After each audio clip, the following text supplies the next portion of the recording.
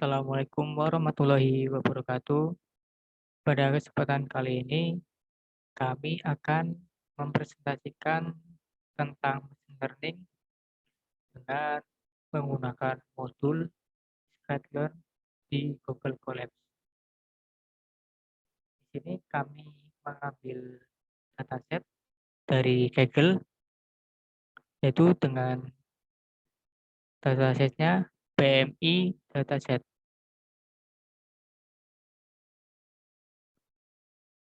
Oke, langsung ke programnya. Sebelumnya, perkenalkan dulu, saya Muhammad Fala Rashid, rekan saya Rizky Prayoga Sutrisna. Lanjut saja, sebelum menjalankan semua program ini, kita install terlebih dahulu Kaggle-nya di Google Colab, yaitu dengan pips install Kaggle.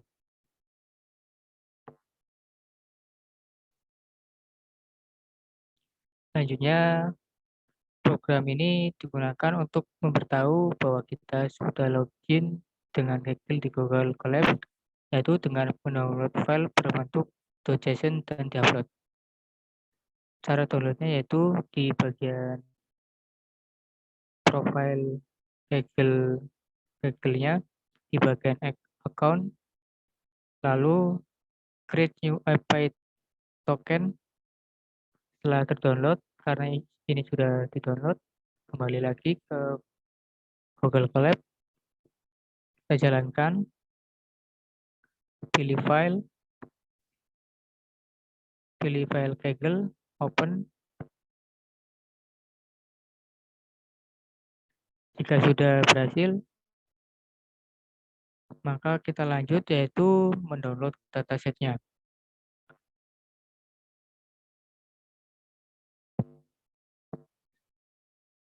Untuk mendownload dataset ini, kita ke Kaggle-nya terlebih dahulu dan memilih dataset yang akan digunakan. Di sini kami memilih PMI dataset. Caranya yaitu dengan klik titik 3 ini, lalu copy IPI comment.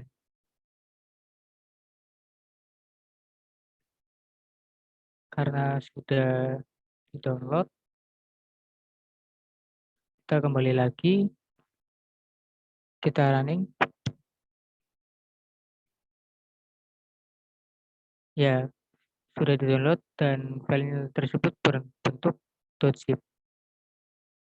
Oke, untuk rincian dari dataset ini, yaitu kami menggunakan dataset PMI dataset, yaitu tentang sebuah proyek sederhana untuk memperkirakan BMI berdasarkan gender, tinggi, dan berat. Isi dari dataset ini yaitu ada jenis kelamin, laki-laki atau perempuan, tinggi dengan sentimeter, berat dengan satuan kilogram, dengan indeks 0 yang berarti sangat lemah, 1 lemah, 2 biasa, 3 gemukan, 4 obesitas, 5 obesitas ekstrim.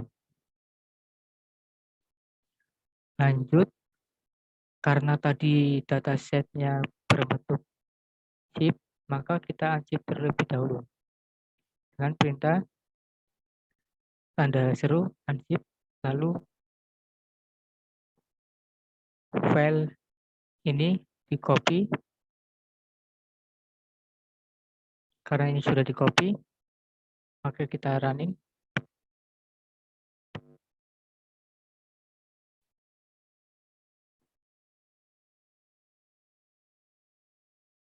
Oke, ketika sudah di-unzip, maka file dataset tersebut berbentuk .csv. Selanjutnya, kita akan langsung analisis dataset ini. Yaitu pada program ini digunakan untuk menginput atau memasukkan library yang dibutuhkan. Seperti contohnya NumPy, Pandas,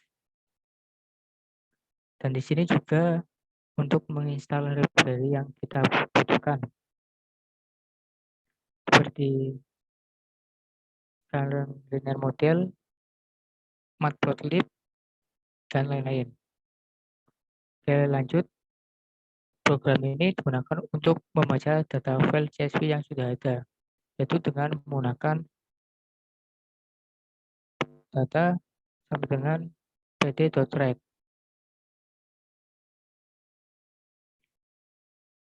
Setelah kita baca data tersebut, lanjut perintah df.save, yaitu program ini digunakan untuk melihat jumlah baris dan kolom.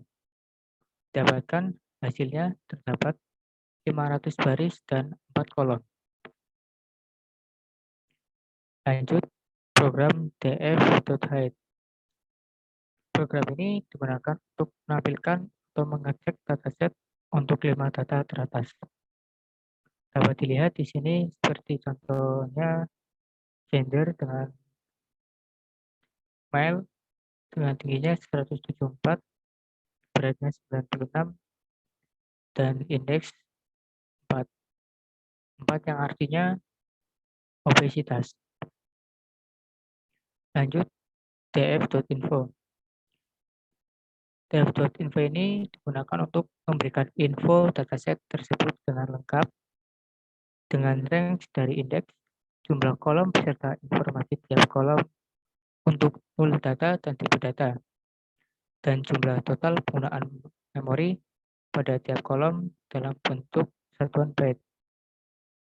Di sini dengan gender berupa tipe data objek, dan height wax index itu berupa tipe data integer. Lanjut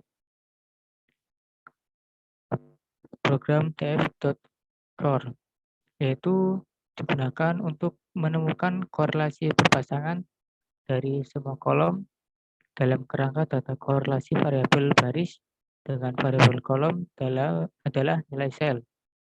Seperti disebutkan sebelumnya, bahwa korelasi variabel dengan dirinya sendiri adalah 1. Oleh karena itu, semua nilai diagonalnya adalah 1. Dapat dilihat pada tabel di sini. Lanjut ke exploratory data analysis.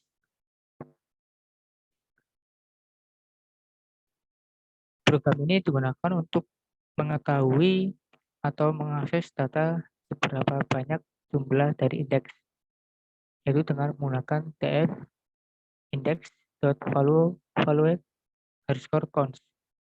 Seperti contohnya yaitu indeks 2, berarti tercatat ada 69 data, dengan indeks 3, 68 data, atau dengan total data sebenarnya yaitu ada 500 data. Selanjutnya, untuk program ini digunakan untuk mengetahui atau mengakses data banyaknya jenis kelamin laki-laki dan perempuan di data tersebut. Sama dengan menggunakan program tadi, kita ganti yaitu gender. Terdapat di sini ada female atau perempuan, ada 255 data, sedangkan male atau laki-laki 245 data.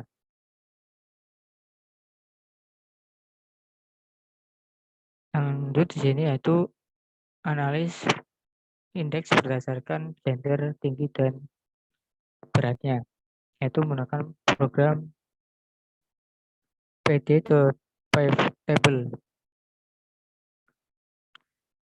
Program ini digunakan untuk analisis indeks berdasarkan jenis kelamin, tinggi, dan berat badan, seperti contohnya pada indeks 2 itu berjenis kelamin laki-laki atau male dengan tingginya 178 cm dan beratnya 72 kg. Lanjut di sini adalah program untuk menunjukkan atau mengplot grafik histogram. dari banyaknya jumlah indeks. Dapatkan indeks 5 yang paling terbanyak.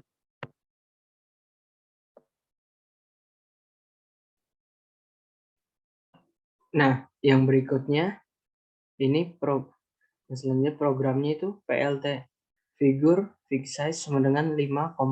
Jadi pada program ini digunakan untuk menampilkan diagram batang, yang mana diagram batang di atas ini menampilkan data laki-laki dan data perempuan. Jadi kita lihat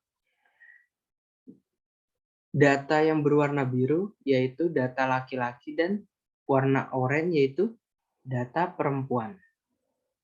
Oke, yang selanjutnya yaitu program selanjutnya itu PLT figure fixed size 20,10. Jadi pada diagram batang ini digunakan untuk menampilkan antara tinggi badan dengan indeks. Jadi kenapa data ini sangat banyak? Karena data yang kita masukkan untuk tinggi badan yaitu cukup banyak. Jadi pada diagram batang yang dihasilkan, yang ditampilkan yaitu cukup banyak diagram batangnya. Oke, program selanjutnya itu PLT figure fixed size 20,10.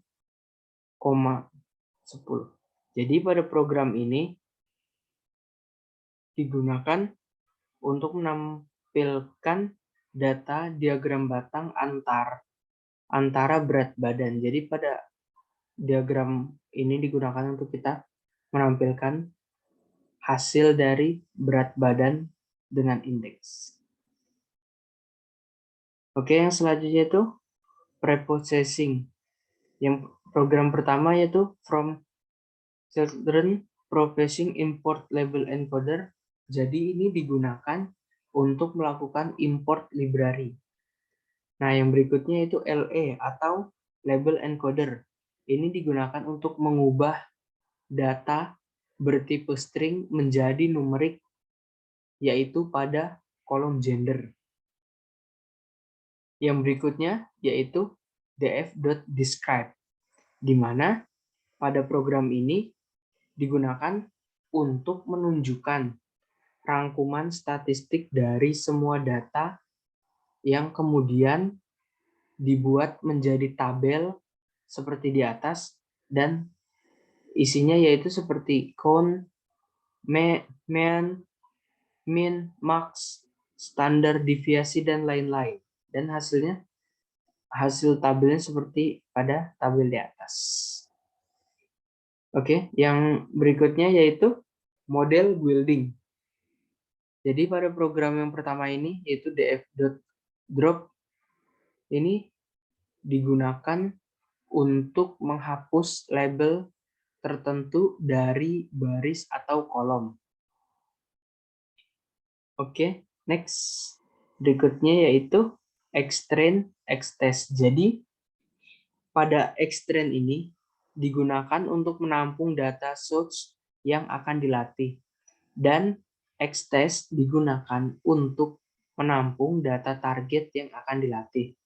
Sedangkan pada ytrain digunakan untuk menampung data source yang akan kita testing. Dan ytest digunakan untuk menampung data target yang akan kita testing. Jadi X dan Y ini adalah nama variabel yang kita gunakan saat mendefinisikan data source dan data target.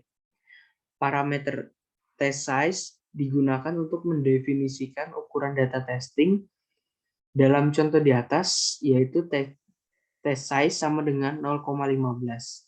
Berarti data yang digunakan sebagai data testing sebesar 15% dari keseluruhan dataset.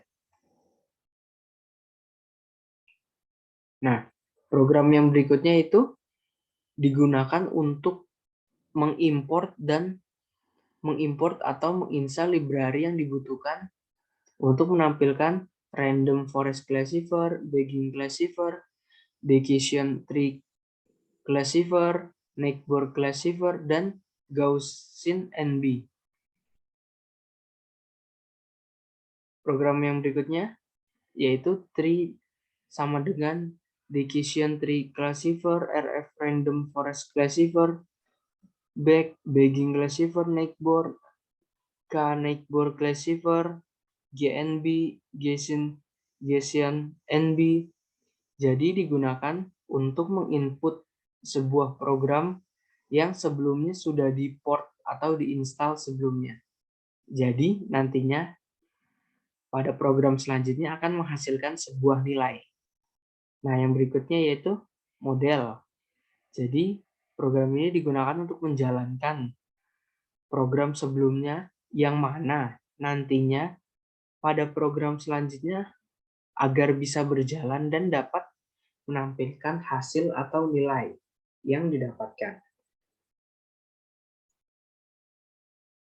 Dan ini adalah program yang kita gunakan untuk mendapatkan hasilnya, yaitu for model in model (2) model.fit score sama dengan model.score x-test y-test print str model, titik 2 titik tanda petik score. Jadi hasil yang didapatkan yaitu pada decision tree classifier yaitu 0,84, random forest classifier 0,84, bagging classifier 0,88, K neighbor classifier mendapatkan hasil 0,8534 dan Gaussian NB mendapatkan hasil 0,73. Nah, program selanjutnya yaitu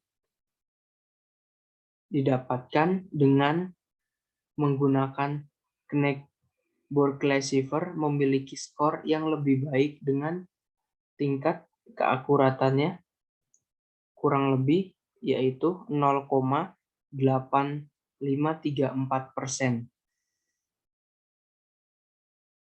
Nah, setelah praktikum yang sudah kita lakukan, dapat disimpulkan bahwa program ini digunakan untuk memperkirakan BMI berdasarkan gender, tinggi badan, dan berat badan.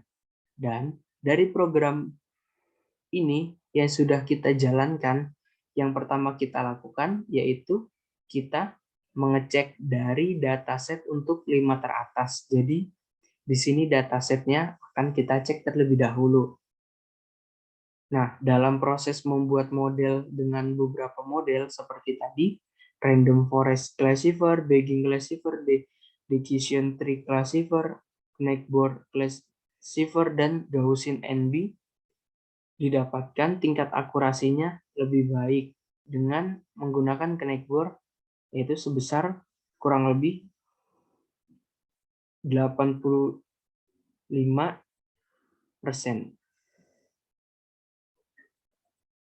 Oke, itu presentasi yang sudah kita lakukan.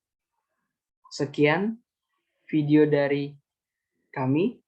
Kurang lebihnya mohon maaf. Wassalamualaikum warahmatullahi wabarakatuh.